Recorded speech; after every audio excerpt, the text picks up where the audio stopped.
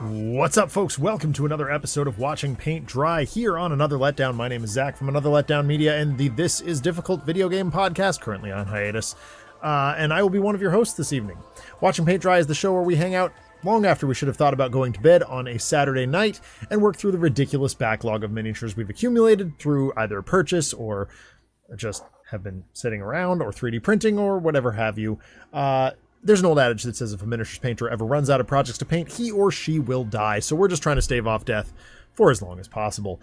And joining me on the line, as usual, he's back from vacation. He's a monkey handler. We love him around here. It's Broody Gambit. Mike, how's it going? It's going great. How are you doing?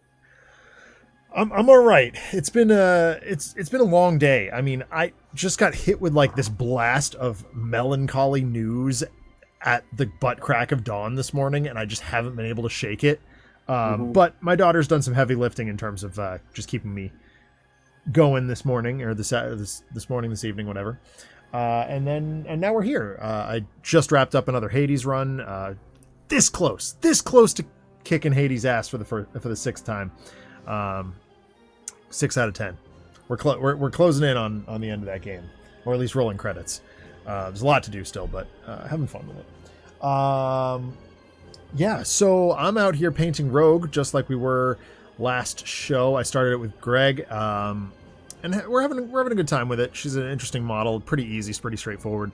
But I will. I've run into a bit of a rogue block, and I'll show you what that means in just a second. And Mike is working on Star Wars Shatterpoint, the newest stuff from Atomic Mass Games. Yeah.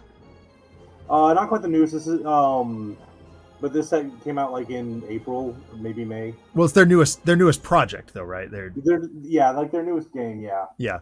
Now, well, we'll get into that in just a second.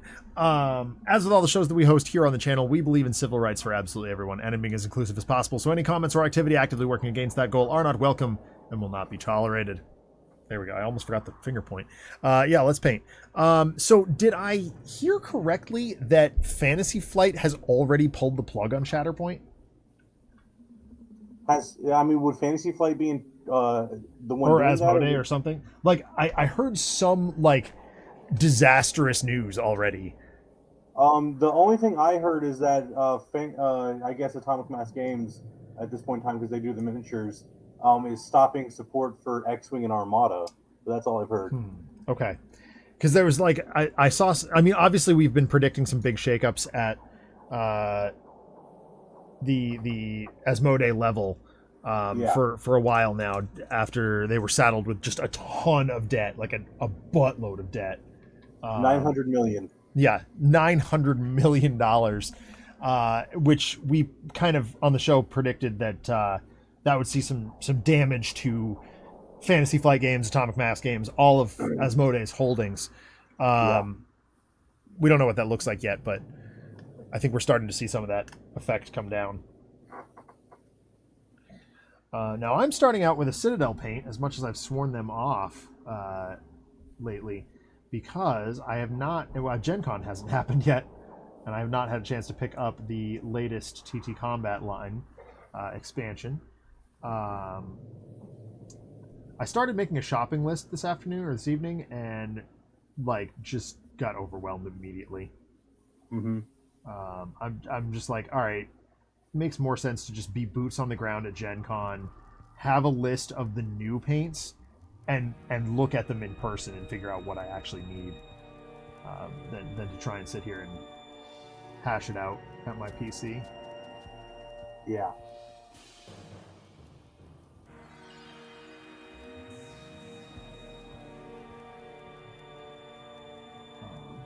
So how was your vacation? It was really good. Where'd you end up going? My parents took our family on a cruise to the Bahamas. Okay. You'll have to sell me on that one. I am not any kind of a tropical guy at all. I much prefer the mountains. Yeah. No. We like the beaches and stuff, so but yeah, it was a cruise, so we like hopped on a boat and went out, had like a day at sea, then a day at port in Nassau, and then a day back at sea, and then we returned home. Okay, so it was a pretty short It was like jaunt. a 4-night, 5-day Okay. cruise. I guess that's not too bad. The thing that gets me about cruises is the people. Like, I'm just like, I don't like flying because of the Yeah. people, much less being put in a boat with people. I completely understand that. Recently, more than two, but two notably of my favorite musical artists have announced cruises, and like I would text my wife and just laugh because I just like I can't even fathom that. And this is not a COVID thing either. This is just like a I don't like people thing. Yeah. Like this has been the case since long before COVID was a thing. I recently Andrew McMahon, who we're going to see with Something Corporate less than 2 months now. He's doing the Holiday from Real cruise, which is for someone that's going to be really cool and fun, but for me, hard pass. Like if musical artists would be like, hey, let's go into the middle of nowhere in like Europe or something and do a concert in the middle of the woods, I would be like, oh my god, sign me up. That sounds like a blast. Yeah. At least on paper. I will make note of the fact that 30 Seconds to Mars has been doing that for years, and it's just turned into a cult. Like, it's literal cult behavior. And that just creeps me the hell out.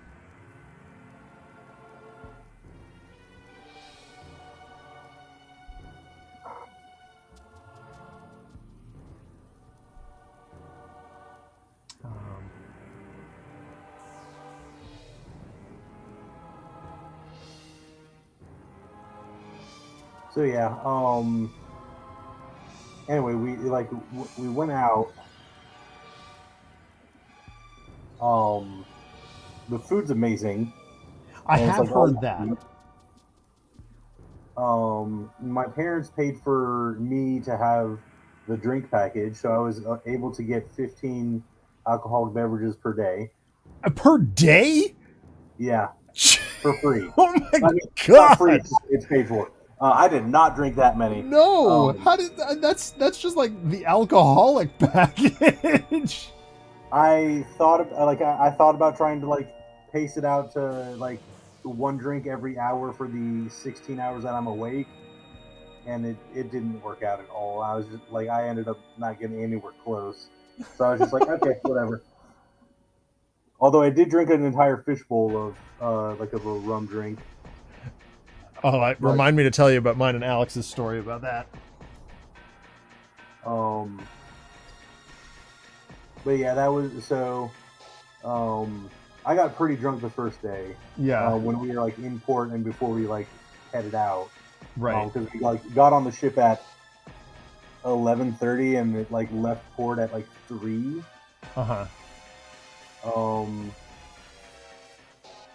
And yeah, by time like by 3 o'clock I was already pretty sloshed, and then started adding in like the movement of the boat on the water, and I was like, nope.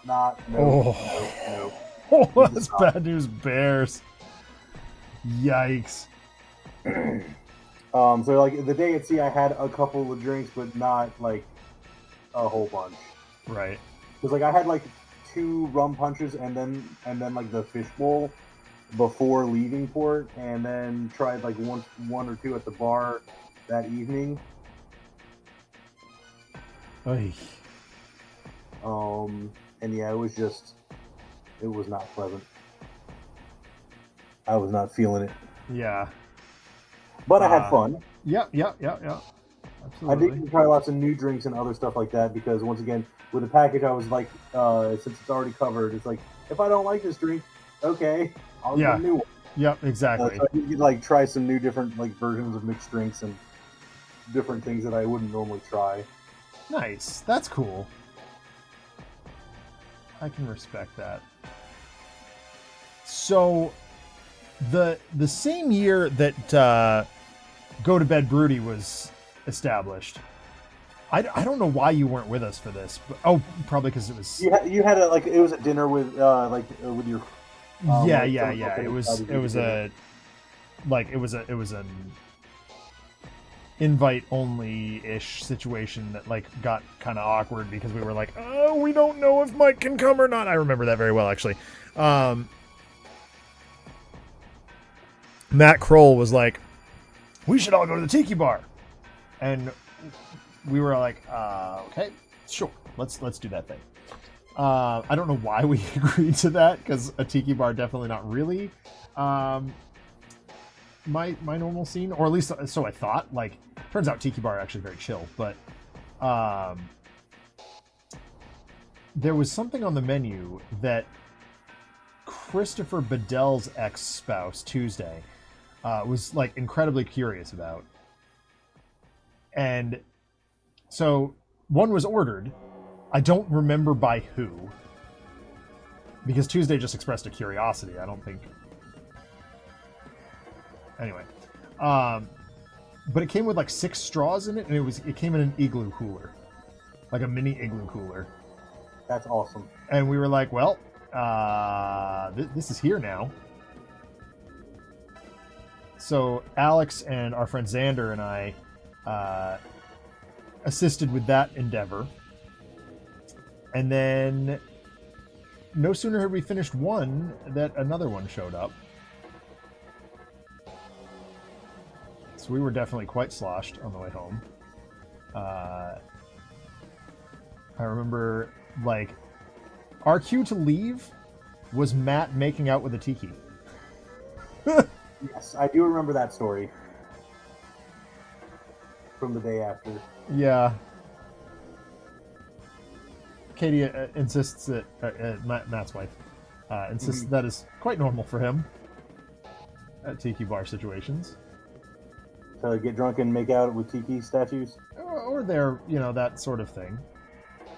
I will certainly never forget that night. Me being one of probably 4 people sober enough to actually remember any of it. Yeah.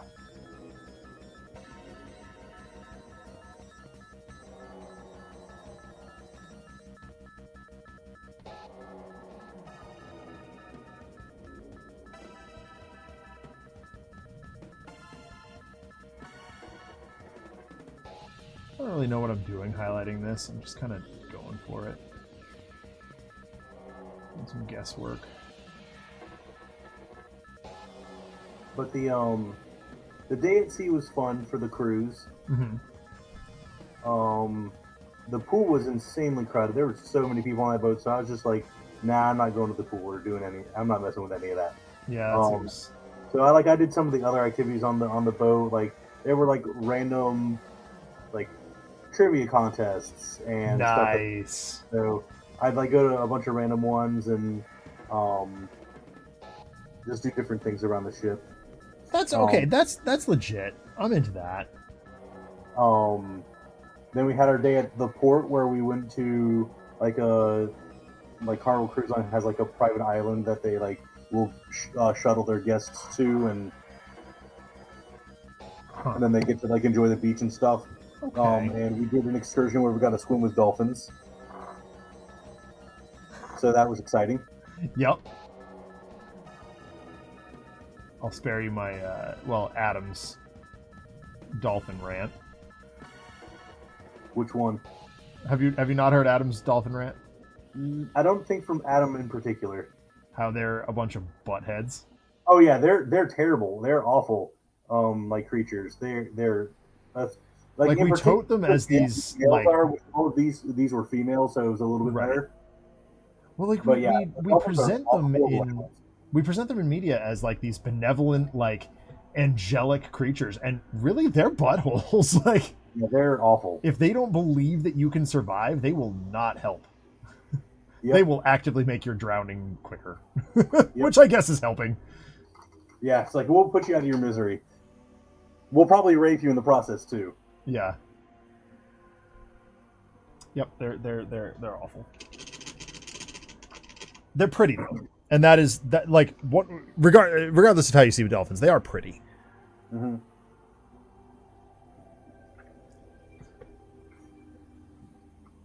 But overall, that was fun. And then we just had like a day cruise, like a day at sea back. Mm-hmm. So I just did a lot of the same of the first day, like random trivia at like the bars and lounges, and I did go to an art auction and like won some art stuff. Okay. Which was interesting and fun.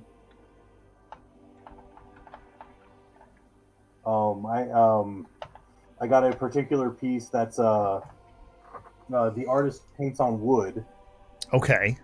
And so he uses stain, like colored stain that like will shade in like the grain of the wood, and then uses the grain of the wood to like draw scenes and stuff. Okay. All or right. See what's there. So like the one I've got is a pirate ship, like Naturally. on a like in a bay. So like the grain looks like the mist and clouds of the sky and the currents of the ocean and stuff. So it's all like all painted into it. I'll send you a picture of it. It's really cool. Cool. Yeah, I'm excited. I spent a lot of this week putting out fires for Gen Con because shifts went live. Oh yeah. And I mean, I've been doing this long enough that my shifts are all just predetermined. Like I don't have to sign up for anything. Yeah. And just all these people asking me questions about one thing or another. And I'm just like, would you just sign up for something, learn the game, and demo it, please? Yeah. It's a very different ball. Like when you and I were demoing together more regularly, like it wasn't so much about the game as the people we were hanging out with. Like we were there for the people, not necessarily the product. The products are great, but that was just like a perk. We would have done it anyway, I think. Mm-hmm. Where now it's all these people are in it for the paycheck and the free pass. So it's just a wildly different mentality. Yeah, I was about to say, I think at least one of the years I went to the Gen Con, like I had bought my pass first. Right. And then they like GTG ended up like reimbursing me for it. Yeah, that still happens to some extent because people want to sign up for events and stuff. Yeah. But like, I don't know. Alex, Jacqueline, Greg, the old guard, we all are just like, no, we're just gonna work like the whole time we're there. Because that's what we want to do. Like that's fun for us. Like maybe we'll enter an Arkham tournament or something like that, or have our own, but like it's not, we're not looking to min-max our time at Gen Con. Yeah.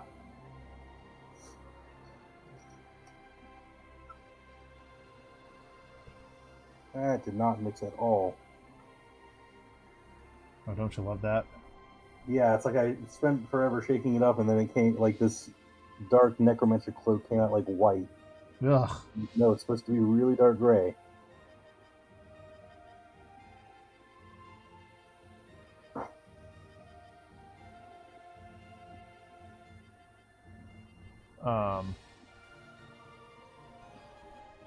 So we had our first week of summer camp.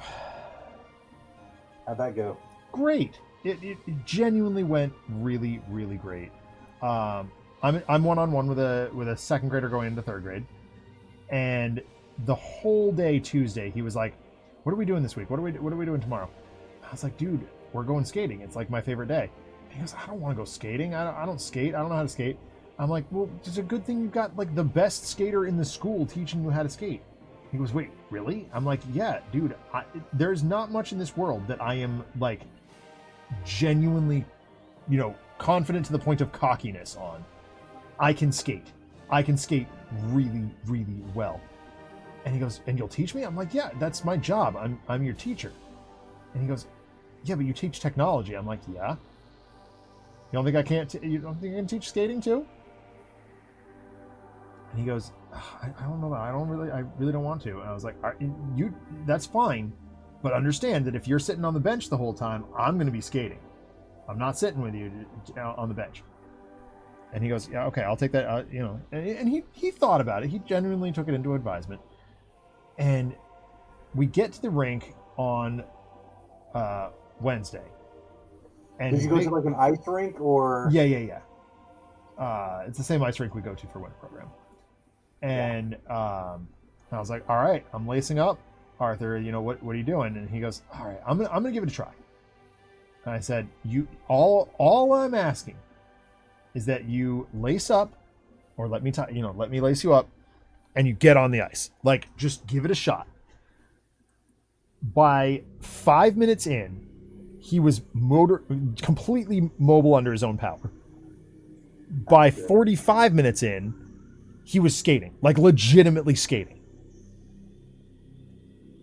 And I've never, in the 2.5 years that I've been working with that kid, I've never seen him smile so big. He was so happy. And everybody in that room was cheering for him and proud of him, his big brother and his little brother. It was like, that's wonderful. It was such a good experience. And like, he was like, and we got back on the bus. I'm like, I know yesterday you were all about, like, you're telling me about your plans for winter program this year. You want to do karate again. And I respect that. You've done it for 2 years straight. Like, it makes sense. But I really think you ought to consider being, going skating with us. And he's like, as long as I can continue to use the support frame and that you'll be there, I will do skating. And I was like, great. I'm so glad to hear it. So it was just a cool experience for everybody. That's awesome.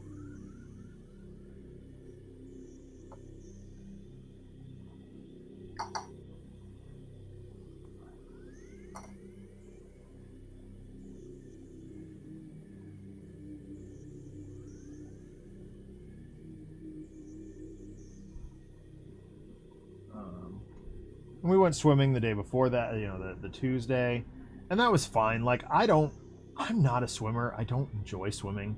I don't like water that much. And it's not because of any traumatic experience or anything like that. It's just I don't care for it. It's not fun for me. With the exception of like cliff jumping.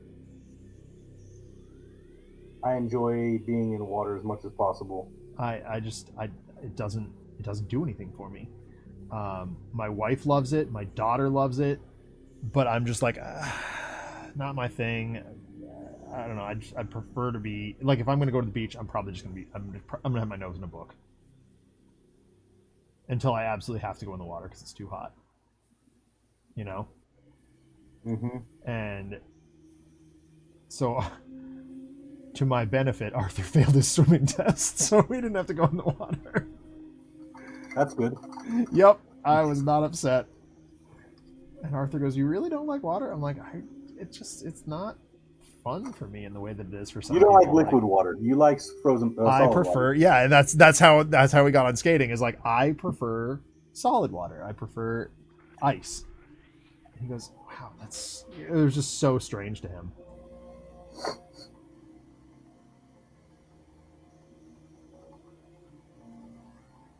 So I was supposed to bring this up with you.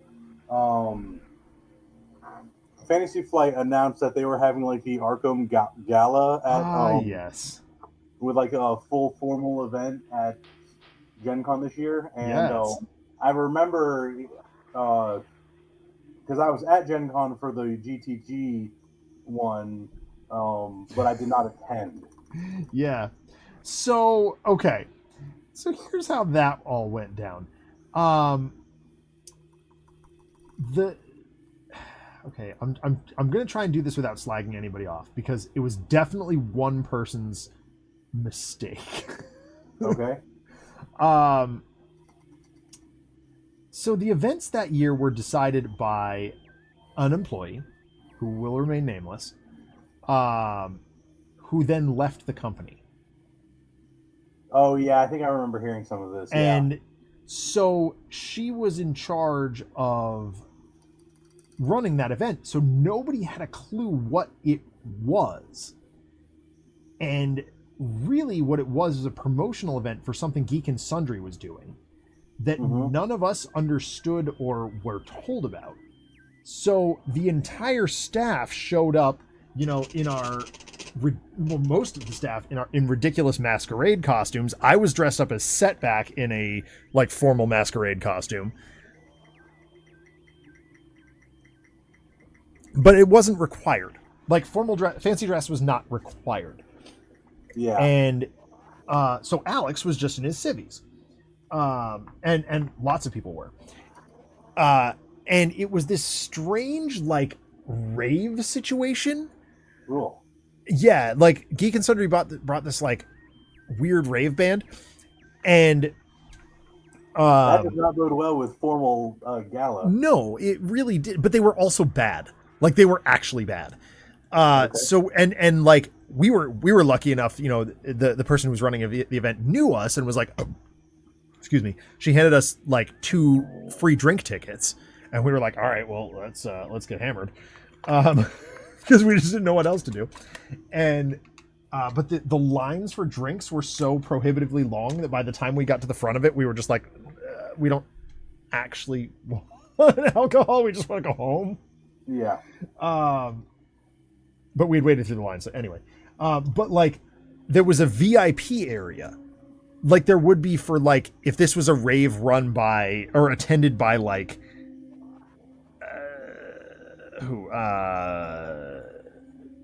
name insert random nerd celebrity here, right? Will Wheaton. Will Wheaton. Yes, that's a great example. Matt Mercer would be another one. The cast of Critical Role. And so Christopher and Adam were expected to be in this VIP area. And I kept, I'm friends with, genuinely friends with Adam in particular, but Christopher also.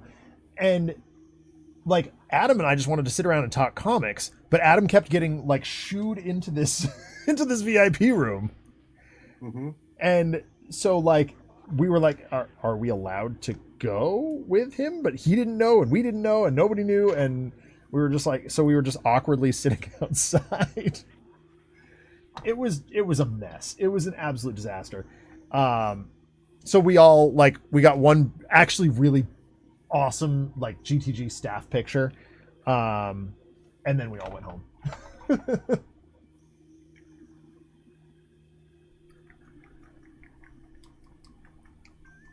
It was a bunch of foolishness, really. Yeah.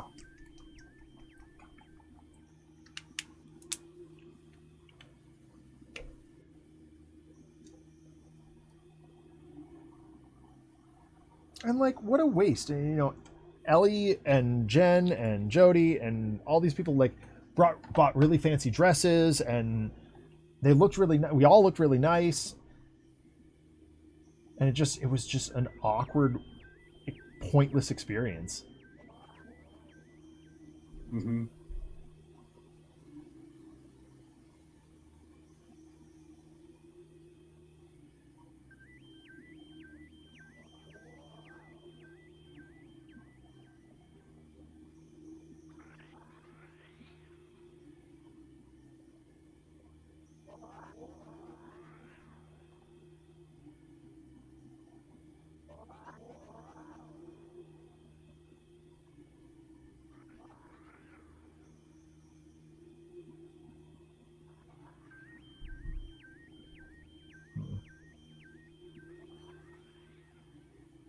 I may have gone too light. Yes.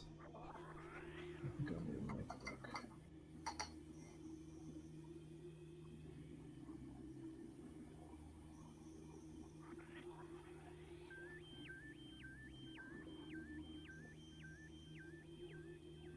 So this year, my sort of escape at Gen Con, in years past, it's been let's go play video games at Tappers, or let's go play, let's do a big Arkham Horror game privately in the GTG room.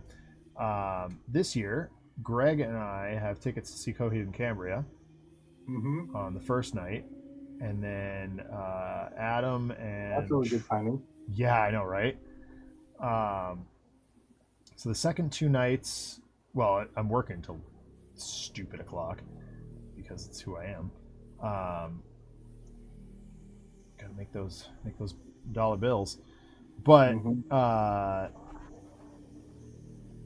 so the second 2 after those shifts are over, we are gonna play Valor, the game that Adam and Shamali and I have been working on.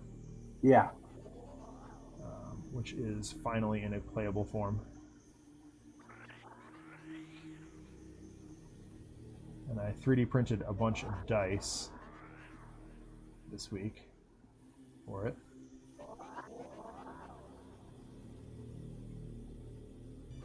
That's cool. Yeah, it's neat. It's kind of it's bizarre to me to have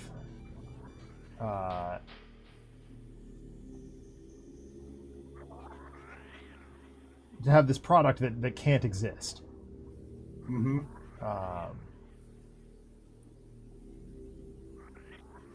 I would love to say that one day it will exist in some capacity, but that's not the point. The point is to develop something cool that we can play with friends.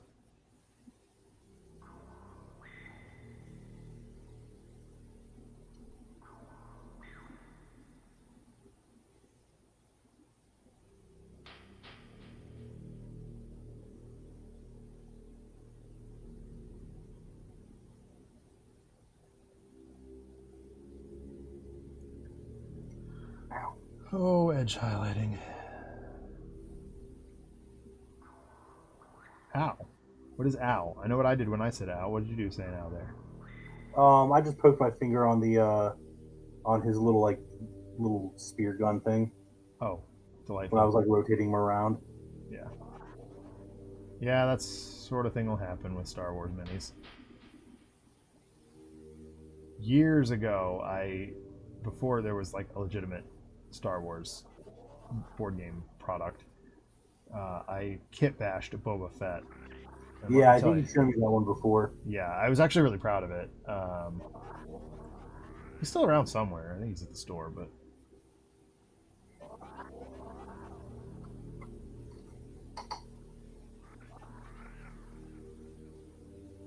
my daughter and I installed lighting in my display case. That's cool. Yeah. I'm assuming she didn't actually help that much. No, she did. Because it was just sticky lights. Okay.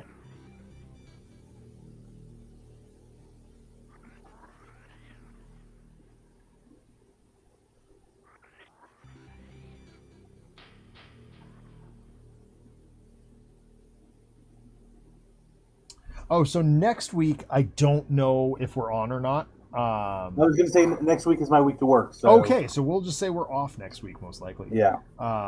Unless I'm home in time and can get Greg, which seems or Shamali, which seems unlikely. Next week is the Proudy.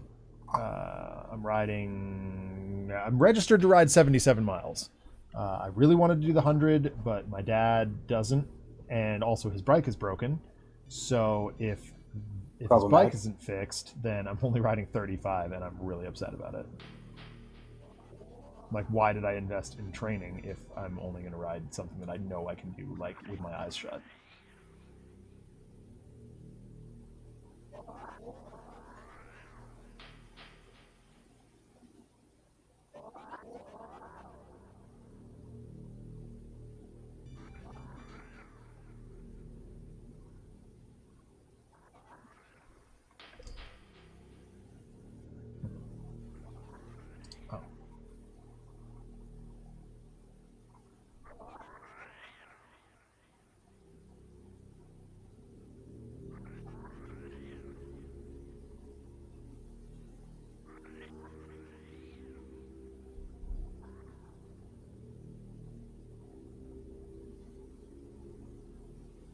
Not what I wanted to paint. What? I painted the wrong little accent. Oh, gotcha.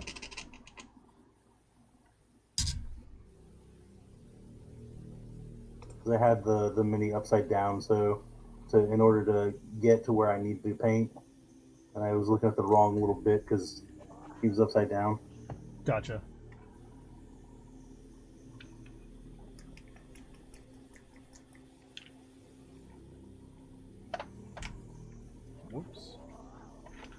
Come on.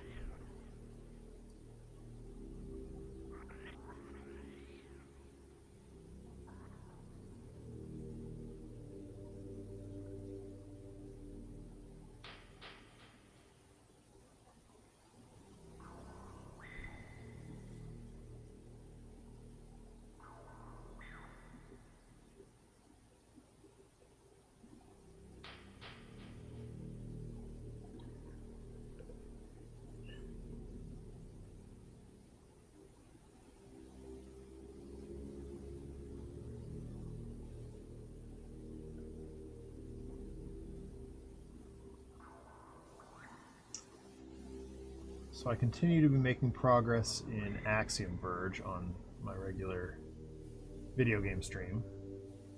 Mm-hmm. Very, very What is that? strong. Huh?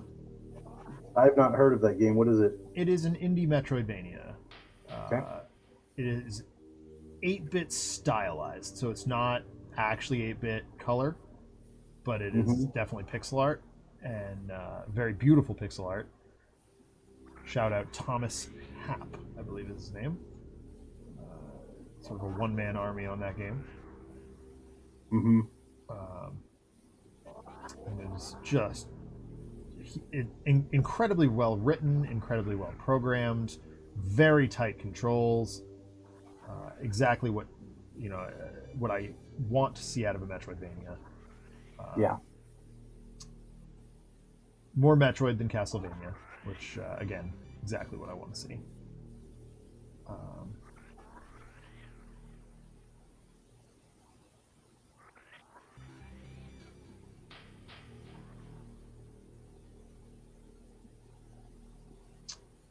Now I know. I mean, it's not like a complete monolith,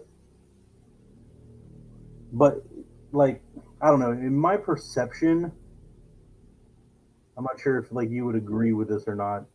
Does it seem like Metroidvanias seem to be like a higher percentage of like indie games? I think they're easy to develop, but I don't disagree with you. And of course, I'm not complaining. Yeah, like they're good and they're fun. Yeah, but it's like I tend to see a lot of them. Yeah, I do think there's quite a few. Whether or not they're good is a whole nother ball of yarn. Like, Oh yeah, the two that I've played so far have been phenomenal. I really, really enjoyed Last Case of Benedict Fox. Axiom Verge has been fantastic. I've got one called Carrion that looks really good. But I do think it is trickier to program a quote unquote good Metroidvania than it is to just program a Metroidvania. And part of the reason I say that is from experience. Like I had a student last year, right toward the end of the year. She was the only one who signed up for robotics in the last couple of months of school. And I was like, you know what? Look, like let's do something different. Let's program a video game instead. And immediately, like my brain started making Metroidvania. Like that's it was just easy to suss out. Right now, all it is a square moving around, shooting in different directions. But like, fine.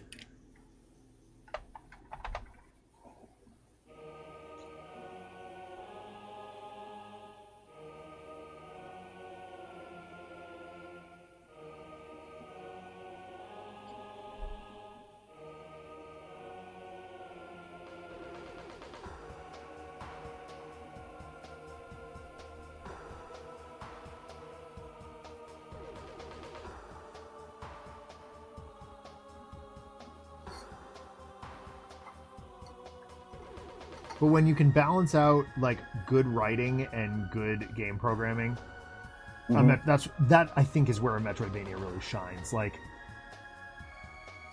one of the key facets of Metroid that is, I would say, underappreciated is the fact that the story is incredibly rich with very little, if any, spoken dialogue at all. Mm-hmm.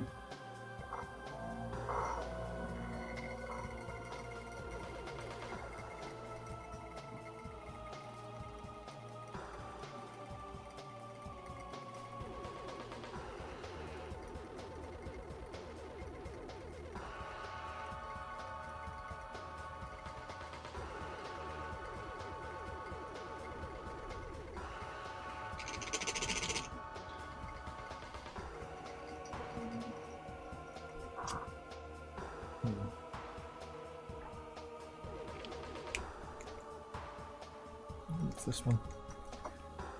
I'm trying to repair a mistake and I can't color match it quite right. Oh, that's no good. Yeah, driving me nuts.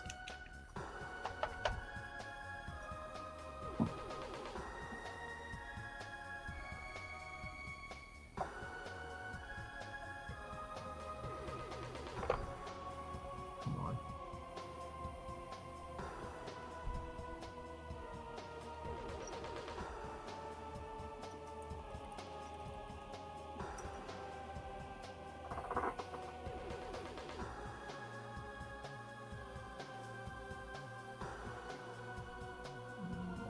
Did it? It's close. Yeah, I think that's better. Okay. It took me 4 shades of brown, but I did it. Yeah, that'll be right. All right. Let's do the white. Black. Please.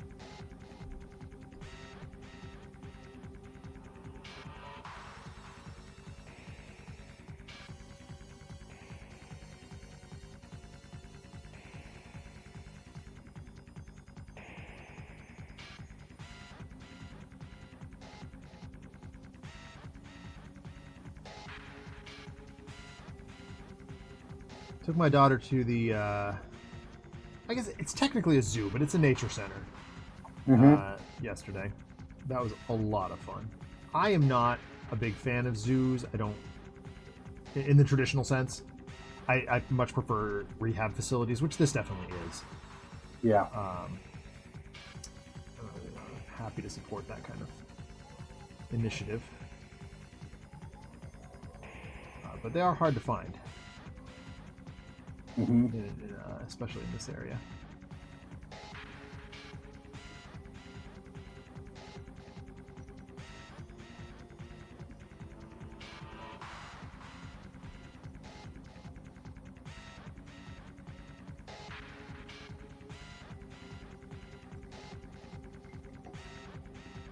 Cool.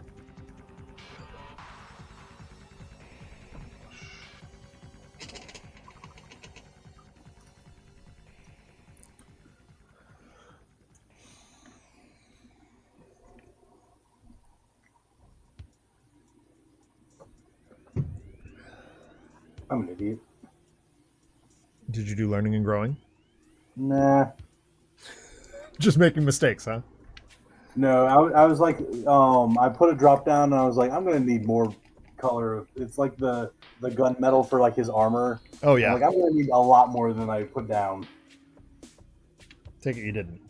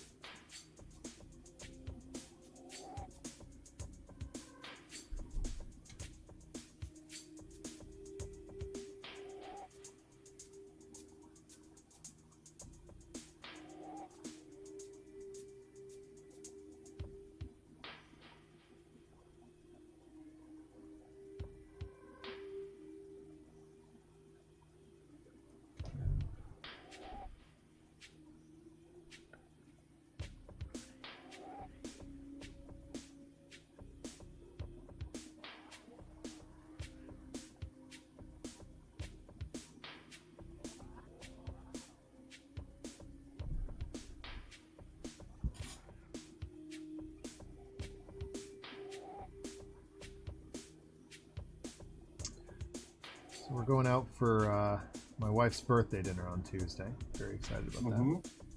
One of our favorite Mexican place. With two of my buddies. Well, our buddies.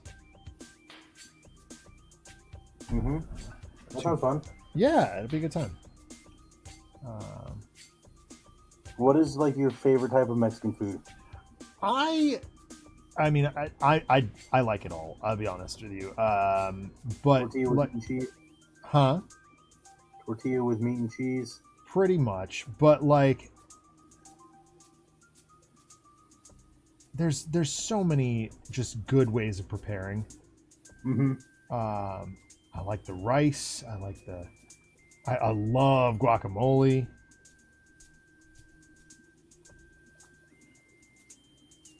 I am partial to enchiladas myself.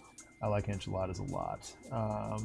Burrito, like traditional smothered burrito is kind of like my go-to order. They do this place does a burrito, a fajita, like it's a burrito with fajita filling. It's phenomenal.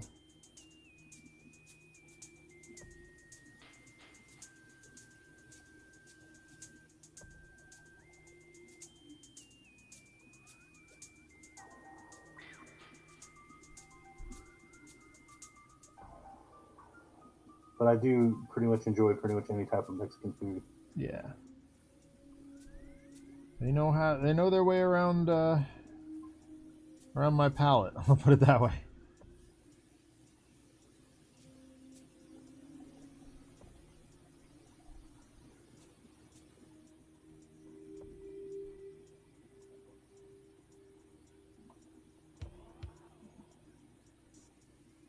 One of my former students is watching my daughter on Monday for a couple of hours for the first time. It's the first time we've had anybody who's not family watch her, so this will be an interesting experience for everybody involved.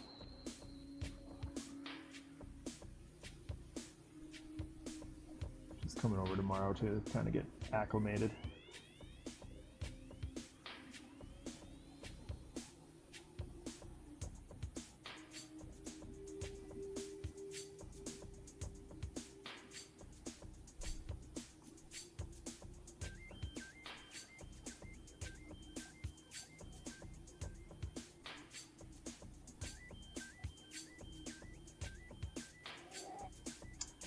So my garden is producing fruit.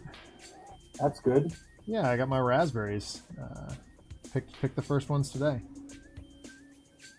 Obviously, there's still quite a ways to go, but before they are fully established. But it means the fact that they're bearing fruit only a year after being planted means that they like where I've planted them. So that is promising.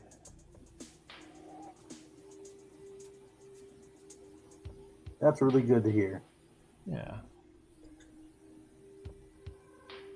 Wow. Okay, this is coming out way better. I do not try and grow fruit. It's hard. It's a lot of work. I mean, I'm constantly feeding them and watering them, and Kara talks to them, and which is kind of cute.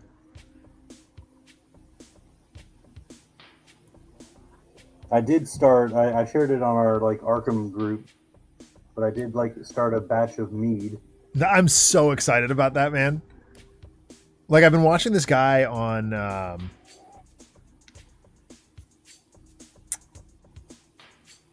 I presume it's TikTok, but I see him through Facebook and Instagram because I don't have TikTok.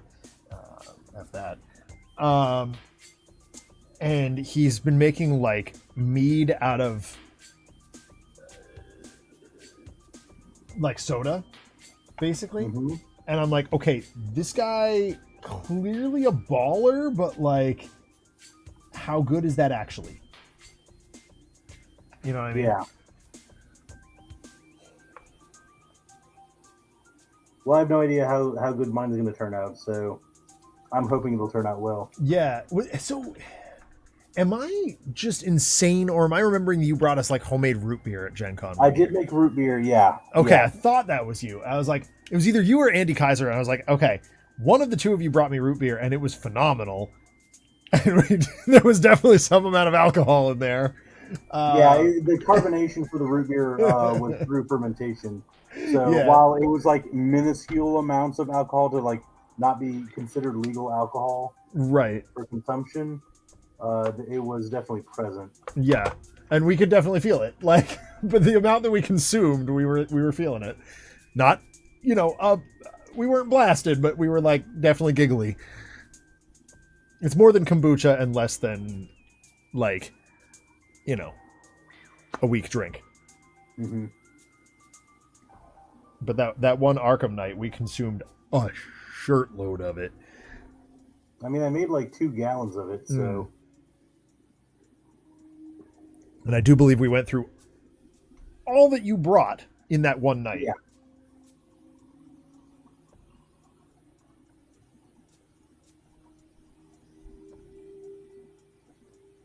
So I am relying pretty heavily on Citadel color here. Normally I wouldn't do that, but like, I'm just not finding exactly the tones that I'm looking for out of T2 Combat right now.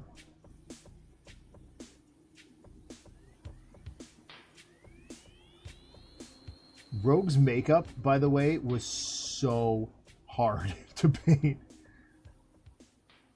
Her makeup? Yeah, like trying to get her eyeliner and stuff correct. Yeah. Was so hard. I was ready to throw in the towel on it, and Greg kept like, no, you can do this, you can do this.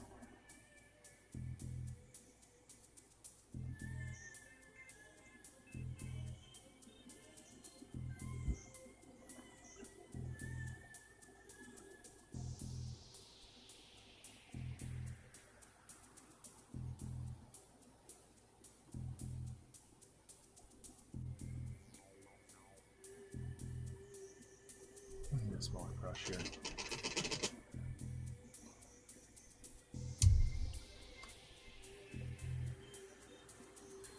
Go Gadget small brush. Oh dear. Of course she did. Remember when poking people on Facebook used to be a thing? Yep. My friend has started doing that again. We're up to like a 40 poke streak now. How are you facilitating it now?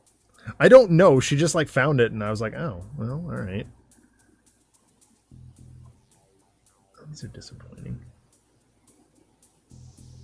We do need Destiny.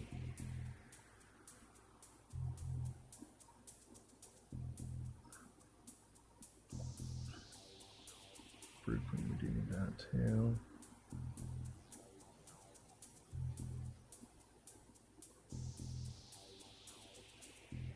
Sure.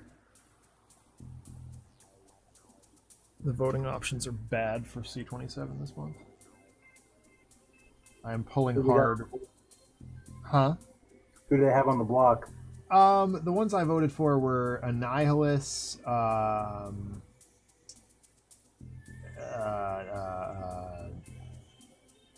hold on.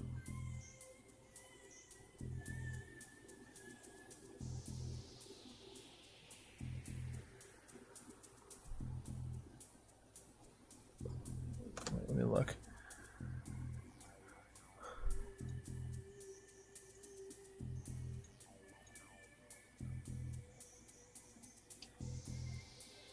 Come on.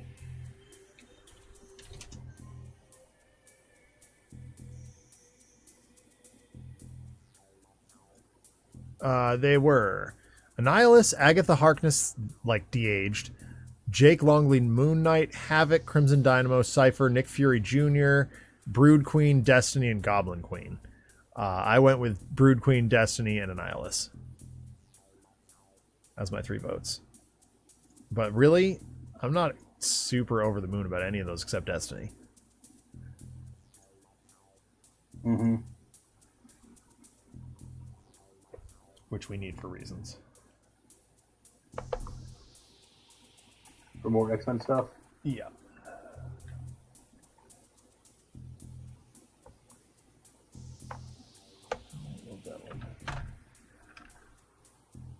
That's better.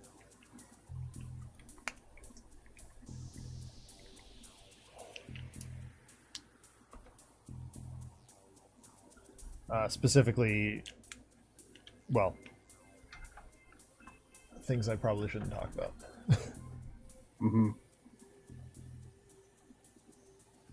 Oh dear. What happened here?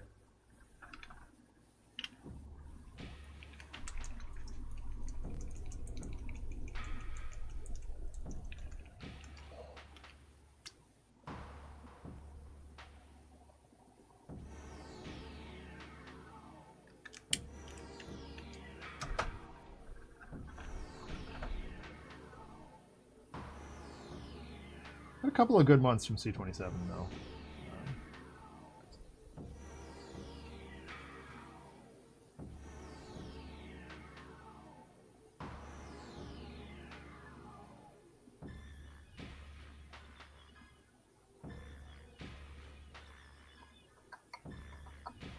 Not really sure how they managed to bugger up Mary Jane Watson the way they did, but What do they do? like it was supposed to be the J. Scott Campbell Classic. Okay. And I was like, oh, that's gonna look awesome.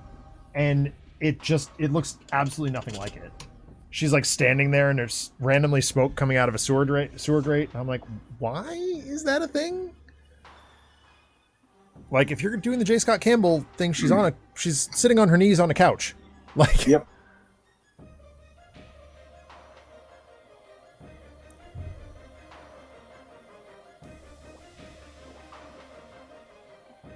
I am pretty gosh darn happy with this mini.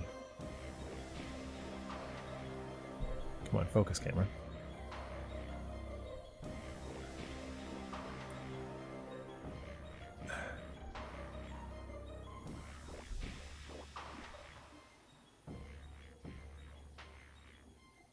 We'll go over some of the black bits. Just a little bit of point highlight or point patching.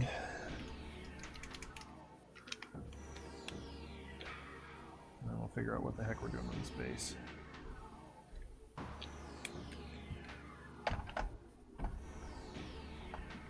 Probably gonna be some dust involved.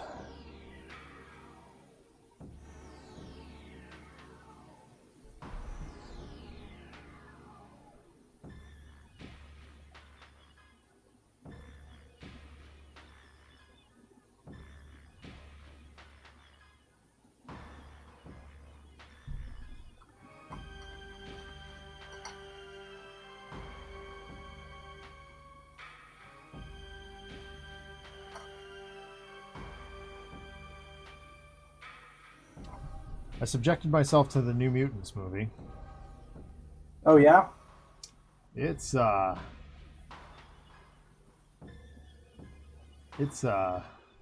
it exists. Yeah, I enjoyed it like for the most part. Like it wasn't great, but I wasn't like vehemently opposed to it. Yeah, I Like guess that's it had kind of where I parts fall that were too. good and parts that were bad. There were parts that were just objectively crap, Mm-hmm. but there were some parts Also, that were with it like, being in development okay, hell for this like is 5 years. fine. Yeah, yeah, right. And that's what I kept reminding myself. I'm like, this movie by rights should not exist. Yeah. Um, like Maisie Williams and Anya Taylor-Joy, like they were trying their best, and that Yeah. much was very clear to me. But they weren't given much to work with.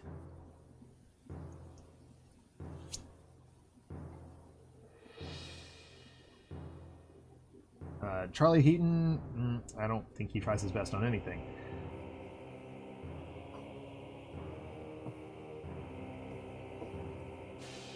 Really like.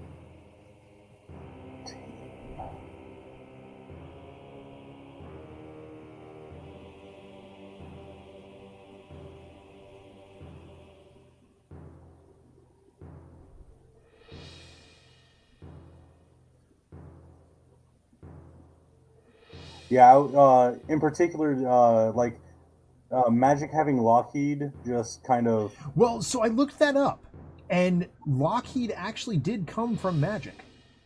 Oh. I know that's a kitty thing, but like Magic did that is a part of her backstory. Um, definitely threw me for a loop.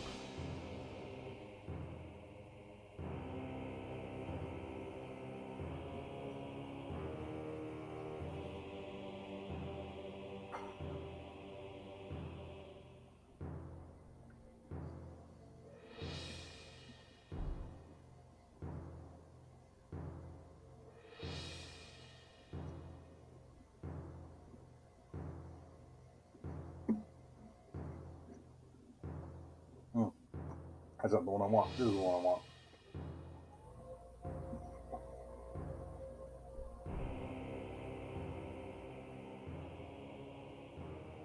But yeah, like I wasn't unentertained by it. Yeah. It had some interesting ideas that I feel like they were ramping up with Yeah, the first class era movies and other stuff that like by the time it came out and Disney had already acquired 20th Century Fox and was phasing it just out. phasing it all out, like it just didn't matter anymore. Right. Because like what was it? Apocalypse had all the Essex Corp stuff, Yep. which then was like important for like Logan and New Mutants as well. Right. So now I'm on to Affleck Daredevil. Yeah. I, as you know, am an apologist for that film. I enjoy it. The director's cut is a good movie. Yes. Like genuinely, it is very good, and it gets criminally, stuffed under the carpet.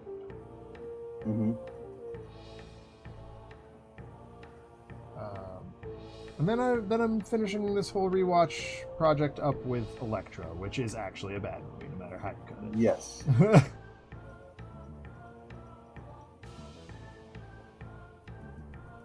No amount of hot Jennifer Garner can Correct. say that. Although she's back in Deadpool and Wolverine, apparently, and I'm like, okay, this is interesting.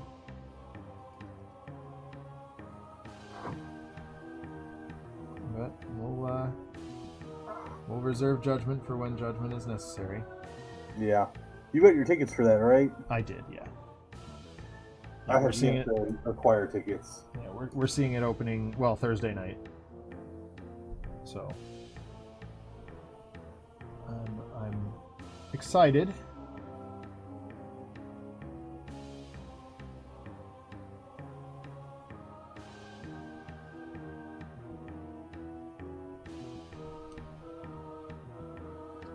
but more excited to just hang out with some buddies and watch a doofy movie than actually worry about the content.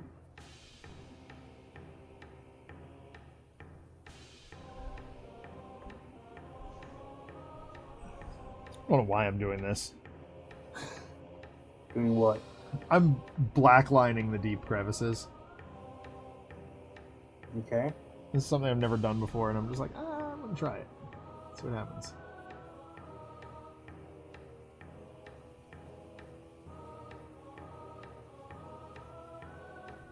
They're particularly pronounced on this mini, so I'm like, just give it a shot.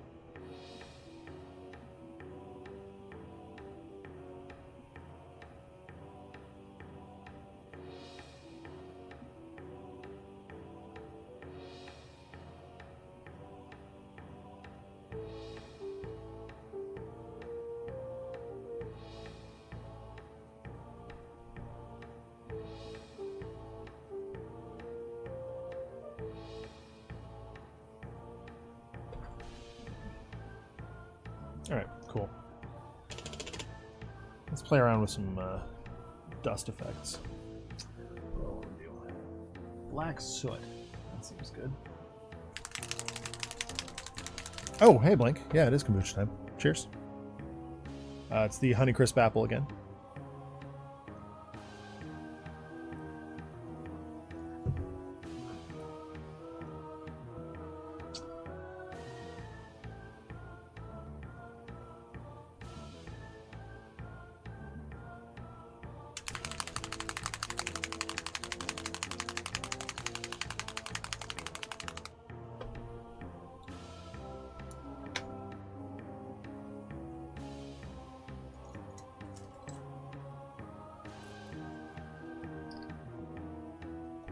Where's my dry palettes? I guess I'll just use this.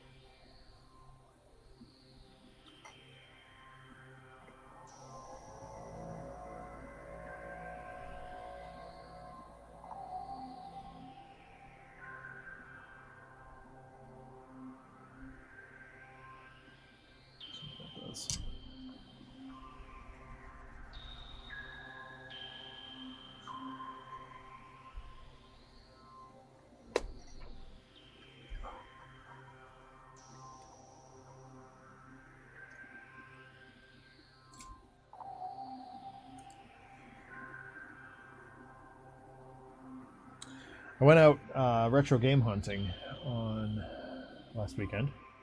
Yeah. With my buddy And Tim. success?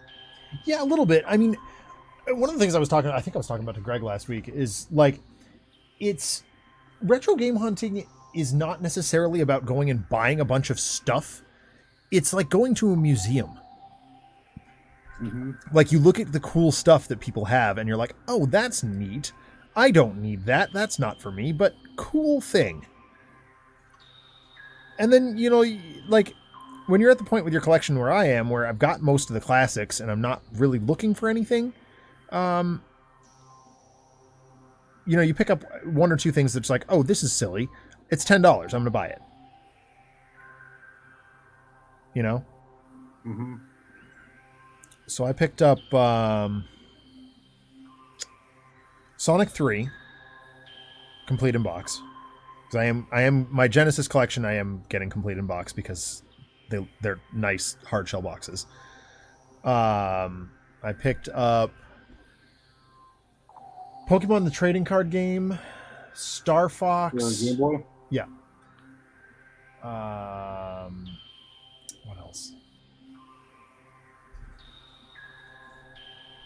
A Game Boy Link cable, like, because I wanted to finish up Pokemon Red and Blue to 151.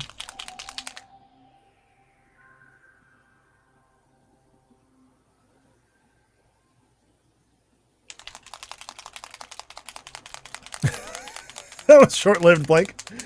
Take care, man. I swear there was something else too, but I can't remember it.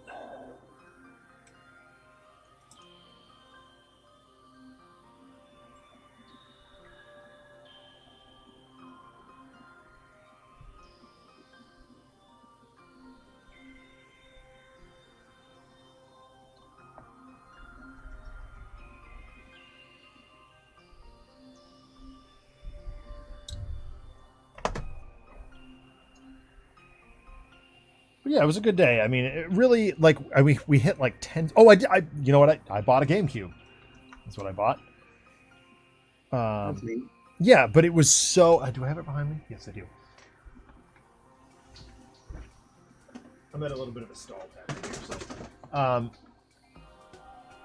so I'm just gonna hold this up to the main camera here. It looks black. Oh, yeah. Like, it appears black. It should be blue.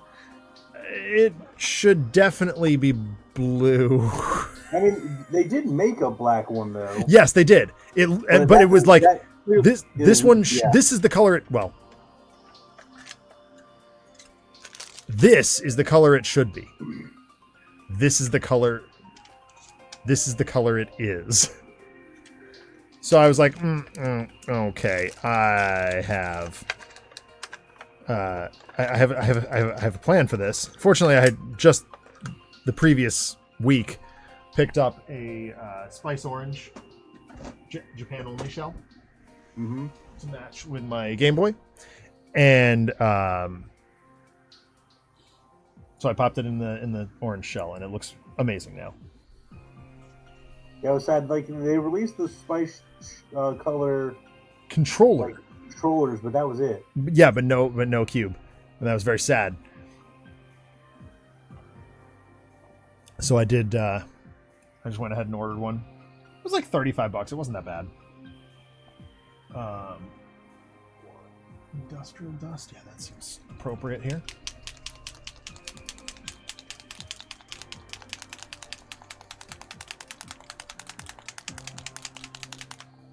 I'm just playing with Green Stuff World technicals here. I don't really know what I'm doing.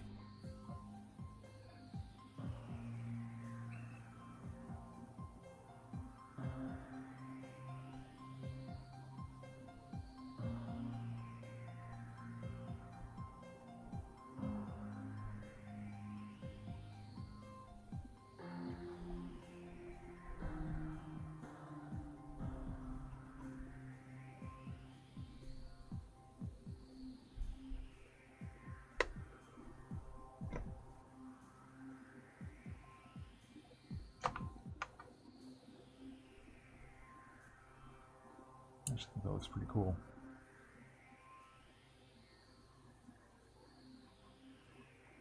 See what happens when it dries.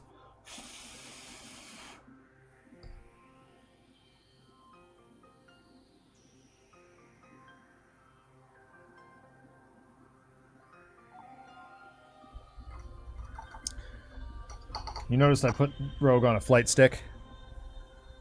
Yeah.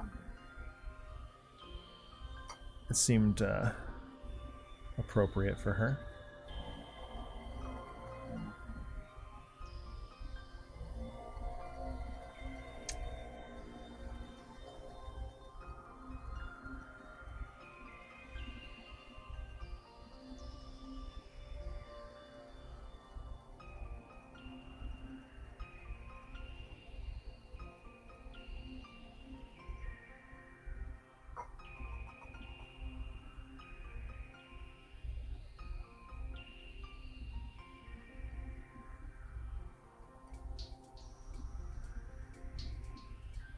Just going down the list here. This is industrial dust.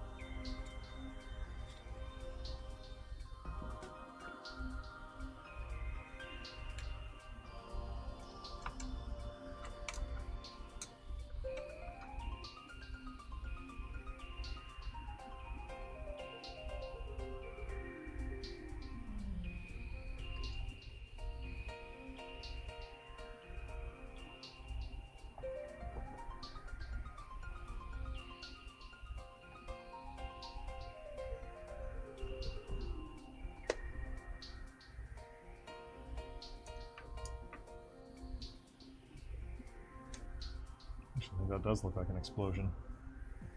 Had happened at one point. Hmm? I was trying to go for like an explosion had happened, and I think I did it.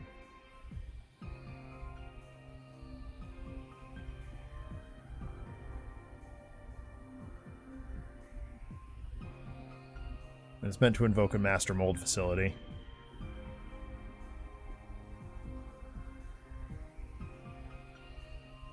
Yeah, I'm alright with it. Okay, base ring. Is it yellow or green? Yes. No.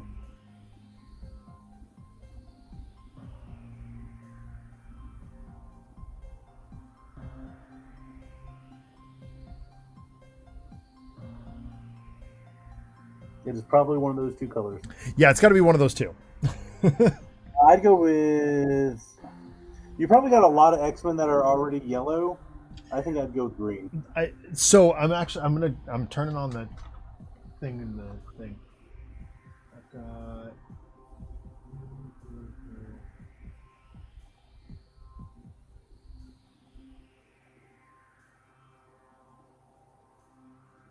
Believe it or not, I think the only X-Men character that I have that's yellow is Professor X. Other than that, I've got Luke Cage. Is that just it? I think it's yellow. Because green, I've got Hulk, I've got Iron Fist, Phoenix, Green Goblin, Dr. Octopus. Yeah, it's yellow. Oh dear. What have I done? Oh.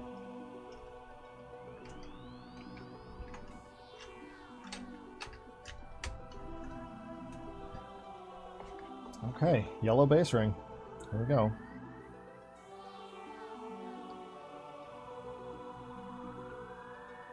Spotlight yellow.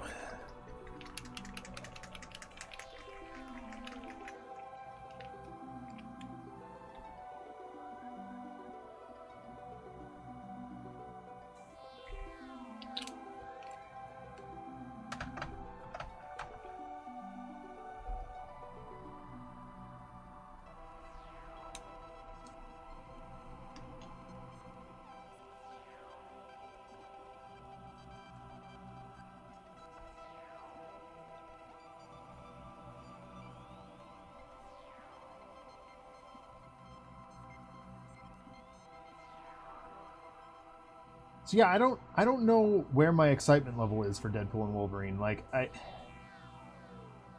This is the first time I've had any level of excitement for a Deadpool movie, and I think because they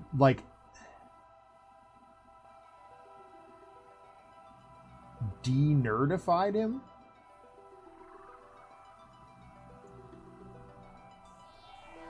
He's not the Deadpool character that I remember from childhood. Uh-huh. He's a meme.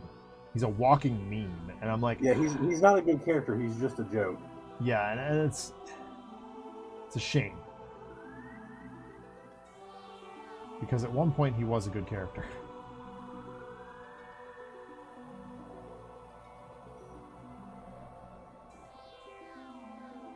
But I do think Ryan Reynolds understands that. And is doing his best to sort of balance that out. Mm-hmm.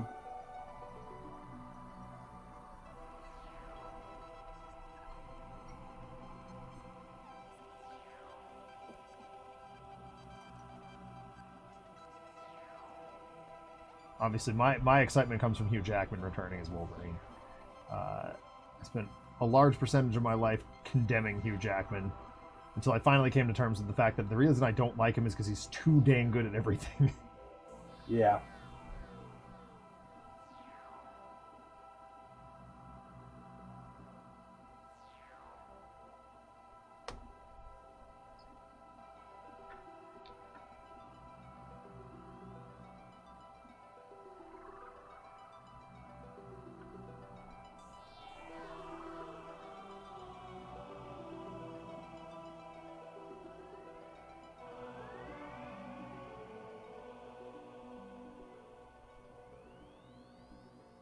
Save some talent for the rest of us, buddy.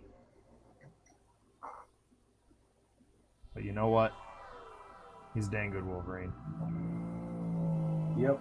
He may be too tall for it, but he's still dang good. Yeah, that's like pretty much the only complaint, but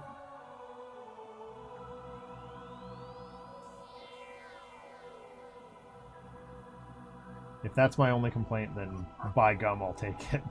exactly.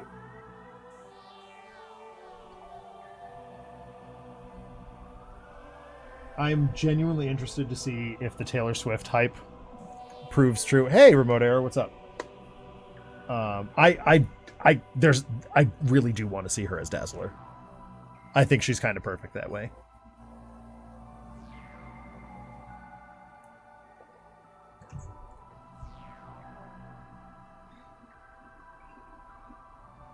But, you know, I could be let down in the same way that John Krasinski was Mr. Fantastic. Very, very, very briefly. Yep.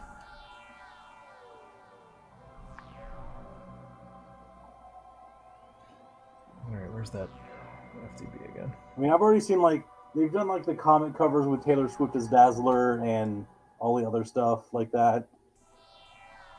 So it's like, I mean, I've seen it. Like, I would be indifferent one way or another.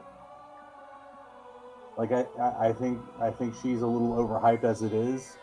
Well, I agree with you there. But, like, yeah, fan casting her to, like, it seems like it's one of those, like, stunt casting that's, like, too spot on. Okay, that's a fair assessment. I will not disagree with you on that one. And I am not certainly a Taylor Swift fan. I appreciate her music. In fact, I even like some of her songs, but yeah, like, I'm not beating down the door to get tickets when they go live.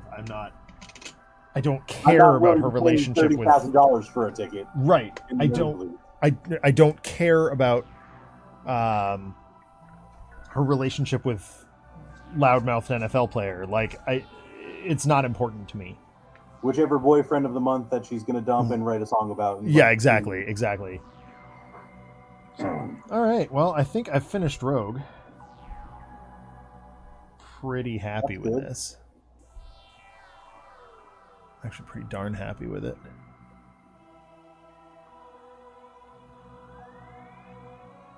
Got her eyes pointed in the direction of her fist. That's important. At least roughly. I don't have to do eyes for this character. Yeah, I know, you're lucky. I had to put, like, black dots in for Baby Yoda, but that's it. Right. But, like, no pupils, no anything like that. It's just, like, solid black dots. Yeah.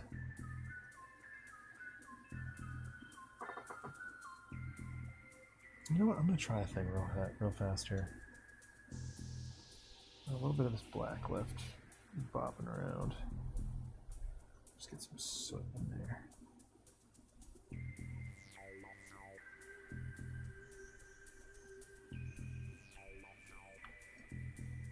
I can see through the hole.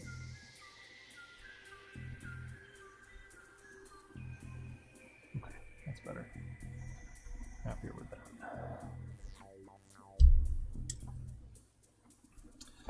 Question is, what do I do for the next half hour? And I think the answer is...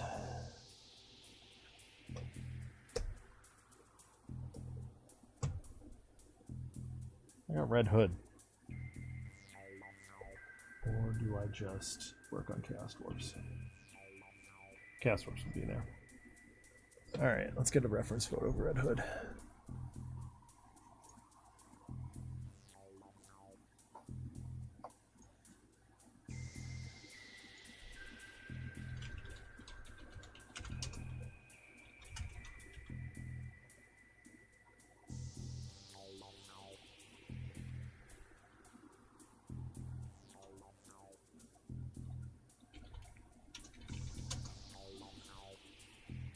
There we go.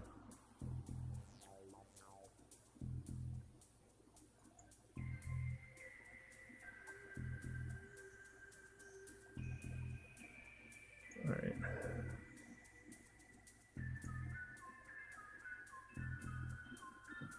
do believe that I can use this as a reference. Okay, cool. We're going to go red cape, red hood, metal interference, red thing here. This paint. Which version of Red Hood is this? This is the original, like, dome helmet 60s Red Hood, but I'm painting it.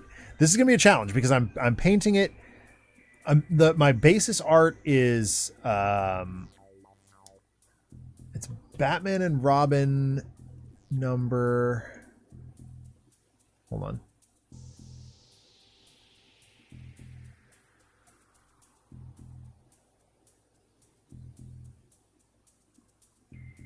Hold on, I'm trying to find the actual issue here.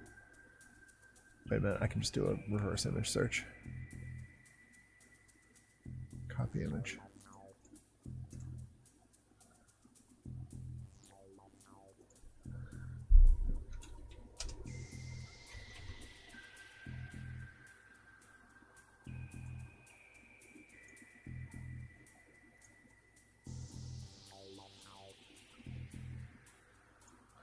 Shoot.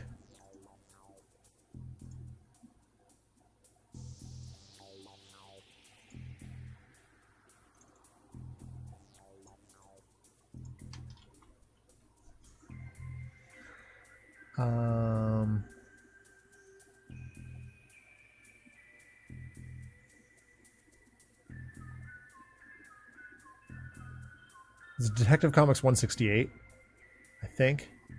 Mm-hmm. That's an early appearance. This is interesting because it's a Batman. Oh, yeah. Yeah, I think it's Batman.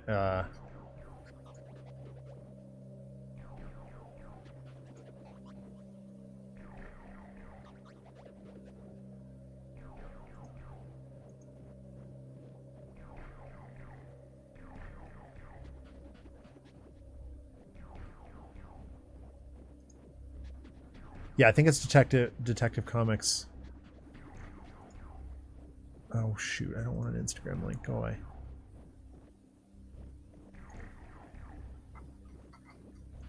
That's not it either.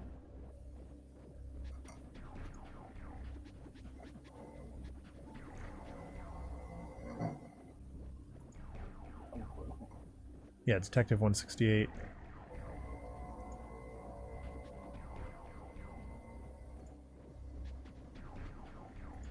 Yeah, I'm gonna go with the Detective 168 here. It's got a really cool cover appearance. All right, so I need red. Yeah, let's go brighter. We'll go with Blood Rights.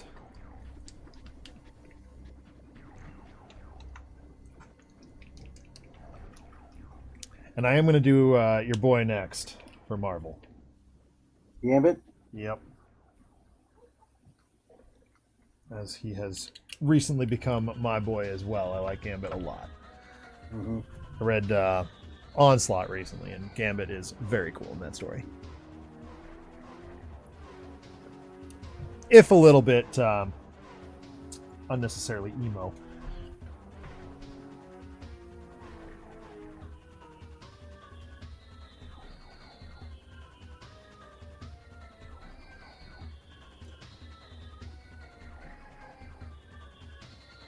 He gets very crabby with Rogue for hanging out with Magneto. Mm-hmm.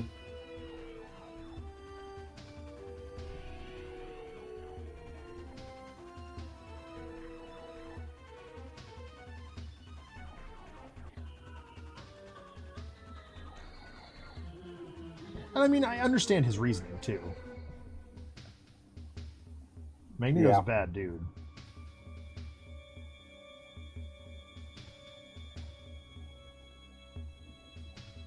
Look, Mike, we actually have a Gotham City Chronicles mini that the paint is sticking to. That's good.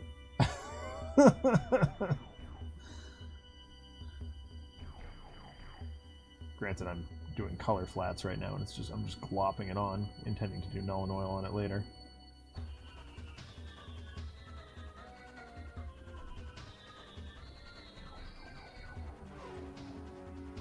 think YouTube is trolling me right now. It's been playing the Metroid Prime soundtrack all night, reminding me that I have to finish Metroid Prime. Yeah. I've been working so hard on other stuff that I just haven't had time to.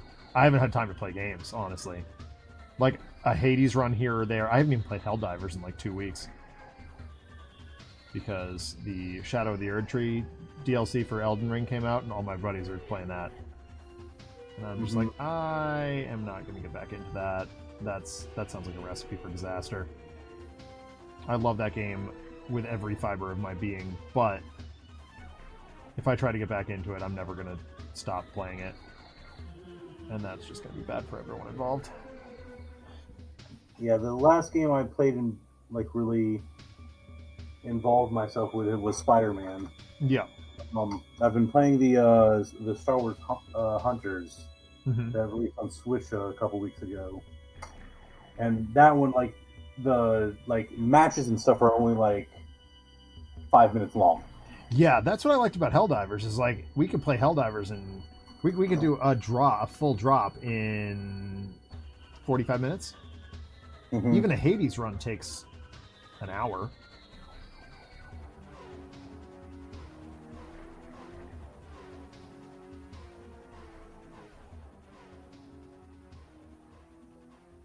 I was so frustrated. If I made a stupid mistake in my last run and it cost me the final fight. For Hades? Yeah.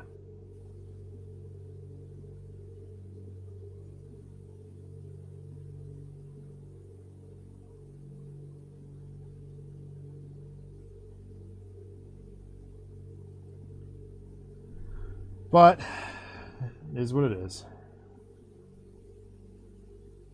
We'll get him. Halfway to rolling credits. I'm not upset about that.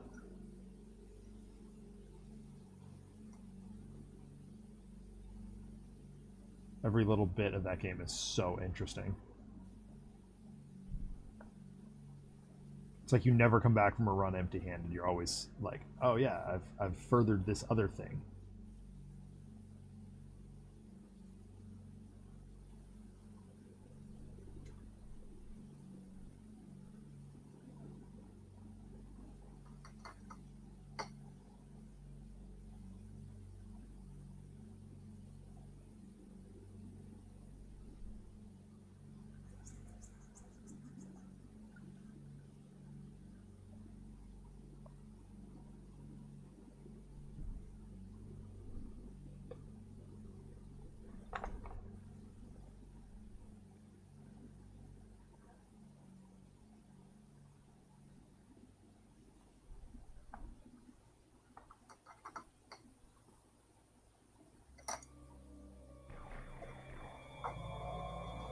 Okay, last final accent. And then he's ready to wash. Nice. I guess I should update my overlay here.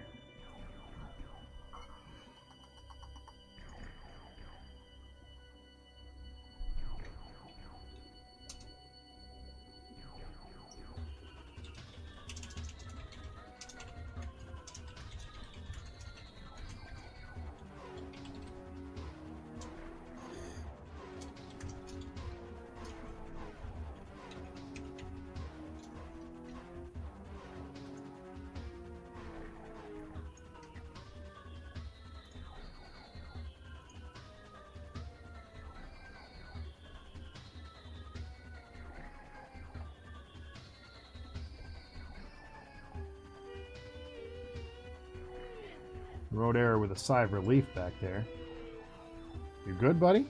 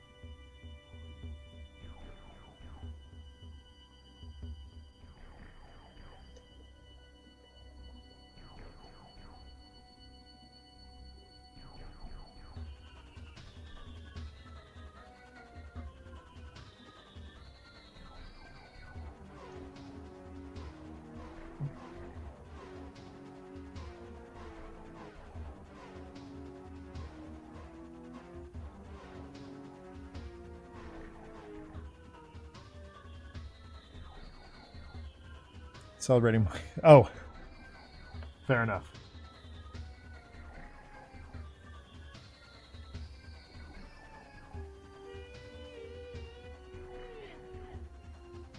Yeah, you'd think that Din Djarin would be pretty straightforward, but... Yeah, he's got lots of different like subtle browns and leather straps and other stuff like that. So Yep. And this is like original, like season 1. Yeah. Pre-Beskar. No. This is him with Beskar. It is with Beskar? Yeah. It's one of my favorite Christmas tree ornaments I own is the pre-Beskar Mandalorian.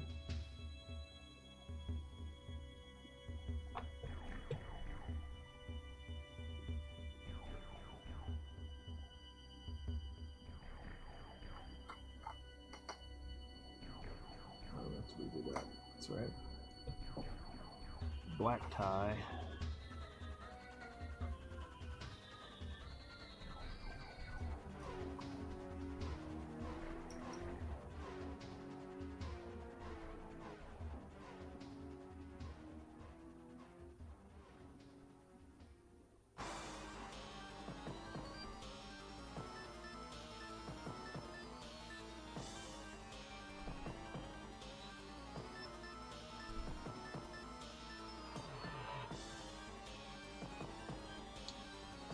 Alrighty.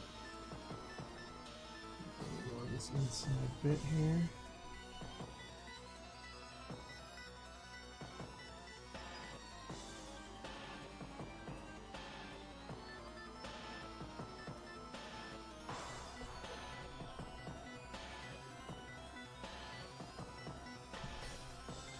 And then his helmet.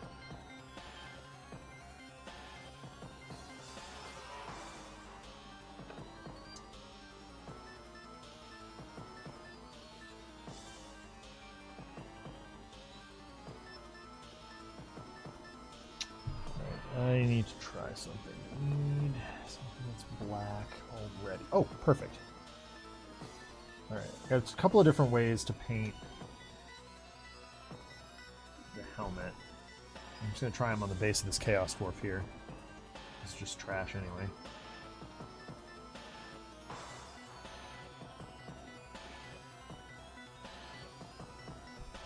Alright.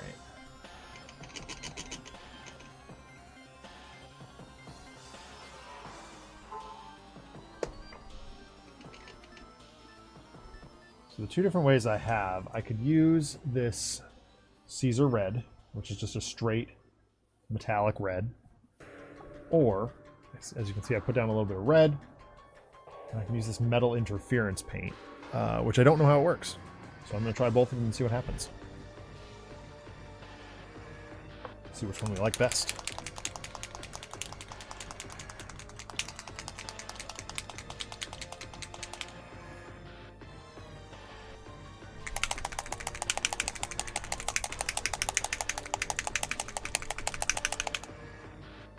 For science! I can already tell I'm not going to like this metal red. It's very, well, I don't know, maybe I will. Very maroon, though. Almost pink.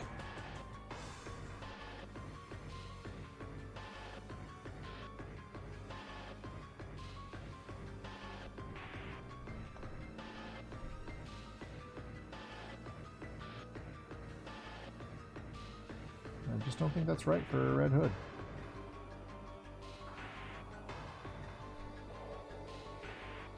I guess I can do this, though.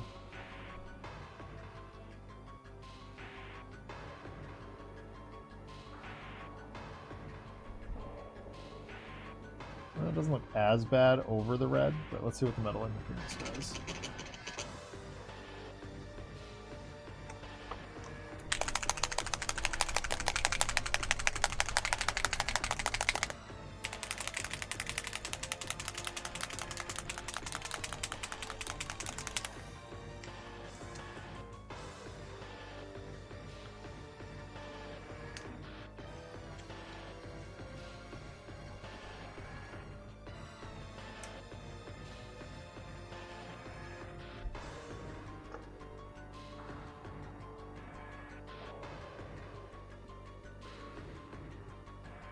Oh, over the black, it's just... Oh. Oh, wow. Okay, it's just... No, it's just...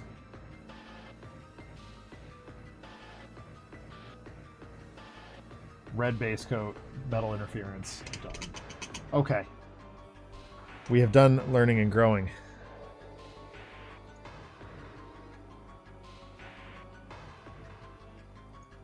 I do believe the winner is metal interference over red. That's going to look very cool indeed. So, red base coat it is.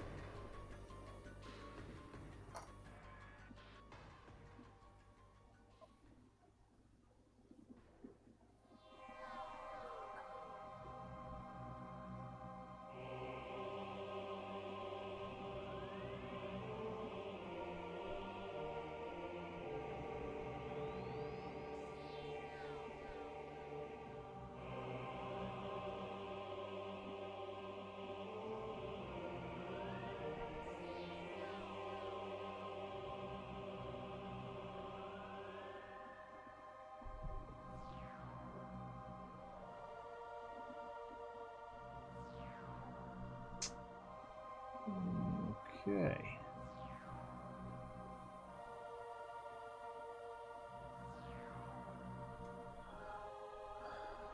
Right on.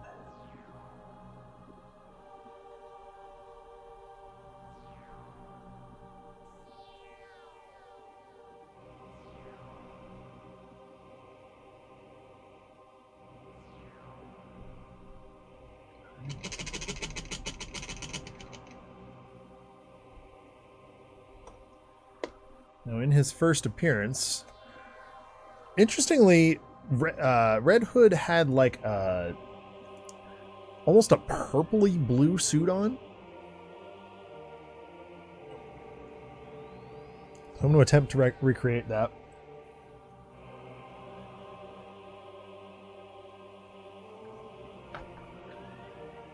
I can find like a grayish purple. If I use the Vega blue gray and just a tiny bit of purple, I think that'll do it. We'll see.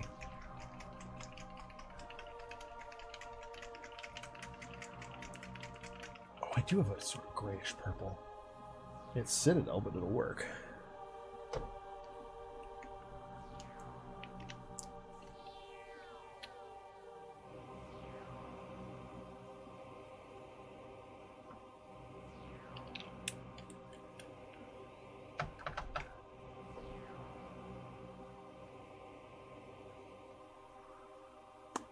Oops. Shake pot. Shake pot of paint. You'd think I'd know that by now.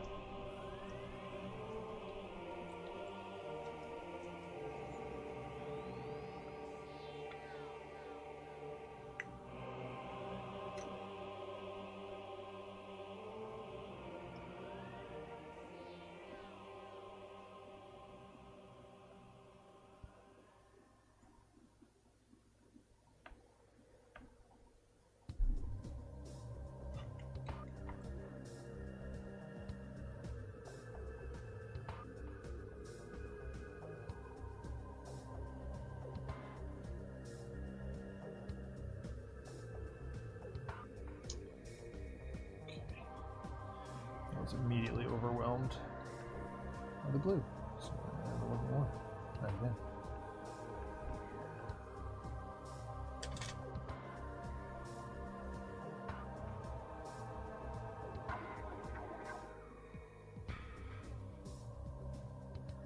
Okay, that's Good. Now we need to darken it up a little bit.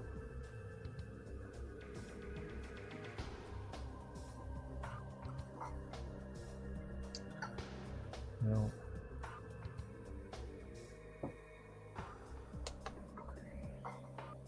Alright, well, screwed that up. Try different.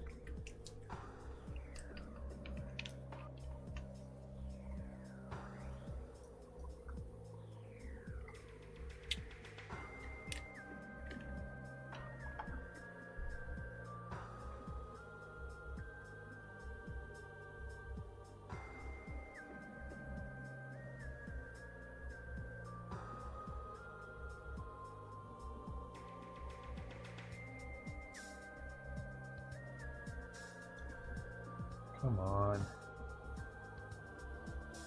Trouble color matching today.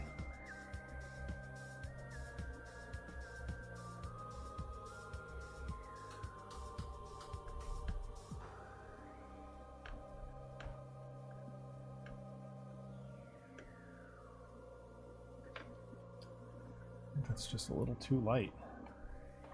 Alright, fine. Be that way.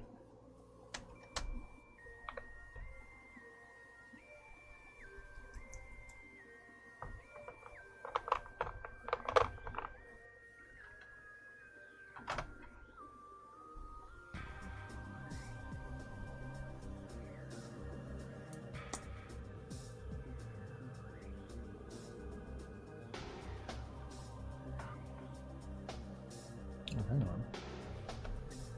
You onto something here? Okay.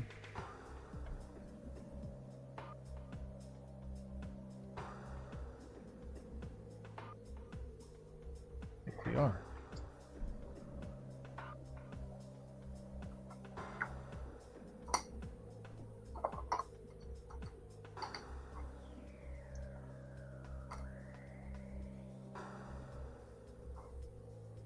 Yes, I'm happy with that. White shirt.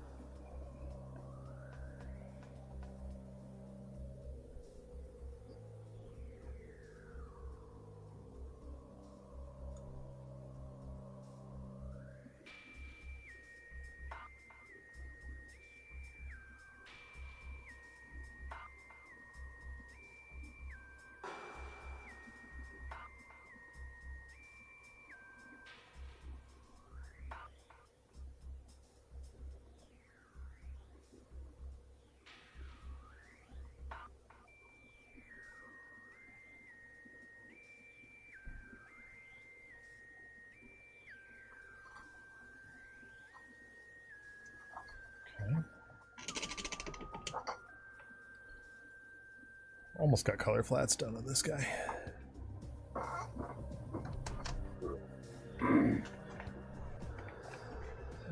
do believe it's white.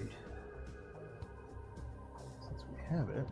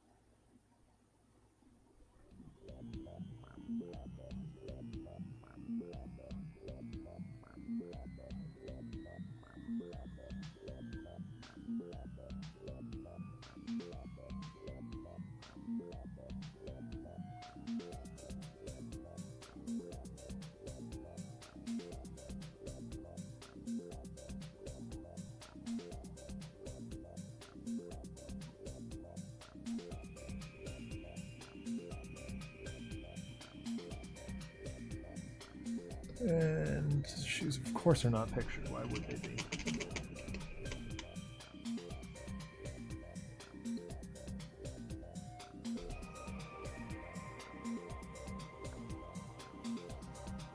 Because Lysol's not the only one with problems with feet. Apparently, Bob Kane had trouble with them too.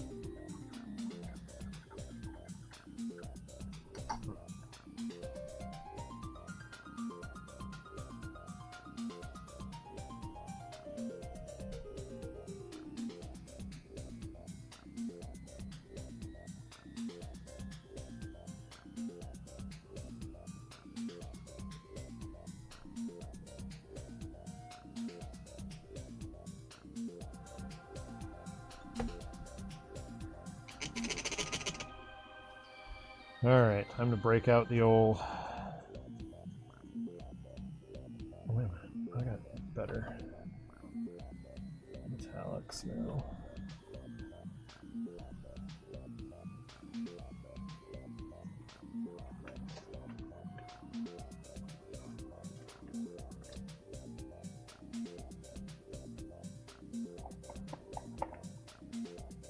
There we go.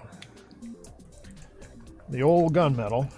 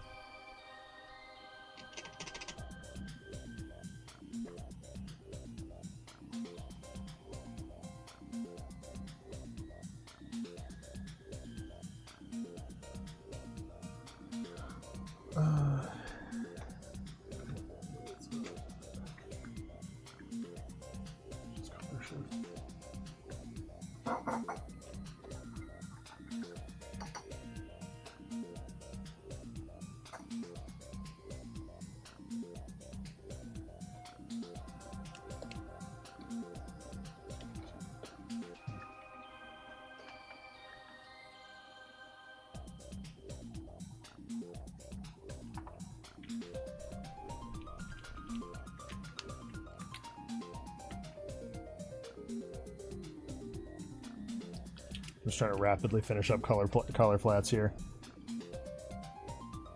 Nope, completely understand. I kind of moved on to Moff Gideon, kind of doing the same thing.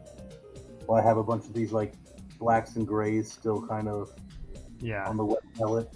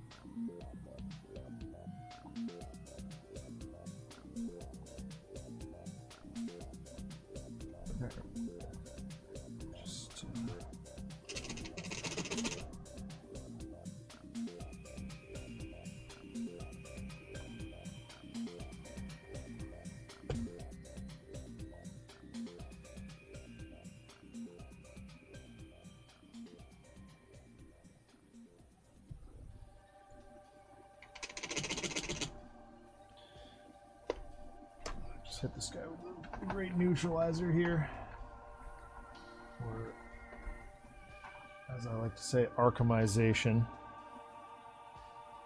I'm sure you can guess what that means.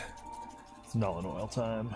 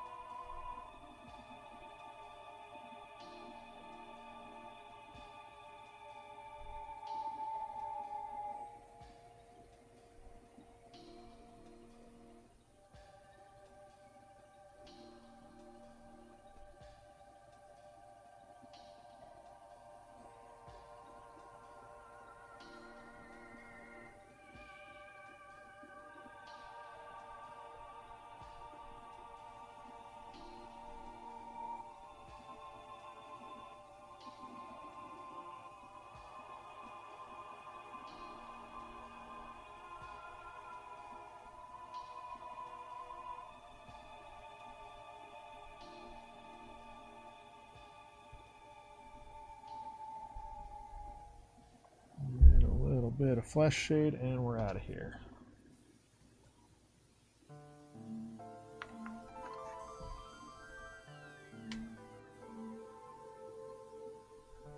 Shoot.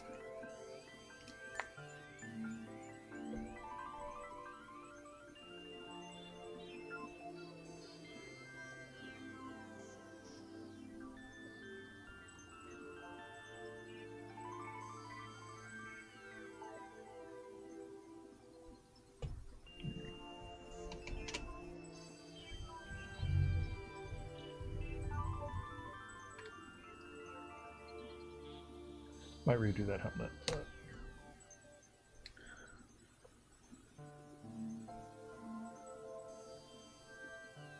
This side looks good.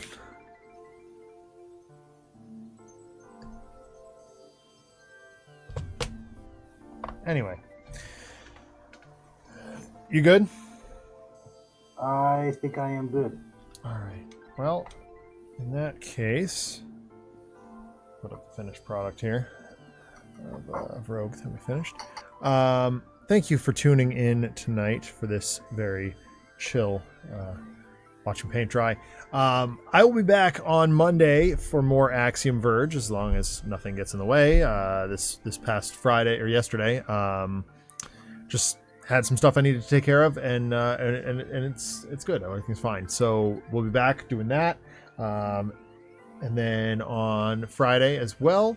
And then I believe we'll be taking next week off of painting. Broody will not be here, and I am questionable. So we'll pause for a minute. And then I'll come back and finish Red Hood and get started on Gambit, and hopefully ignore the fact that I still haven't painted Deadpool, because he's such a goofy blob of goofy. And I would prefer a more serious Deadpool. Anyway, I digress. Have a good night, everybody. Take care. Be safe. Be well, and we'll talk to you real soon. Bye. See you guys.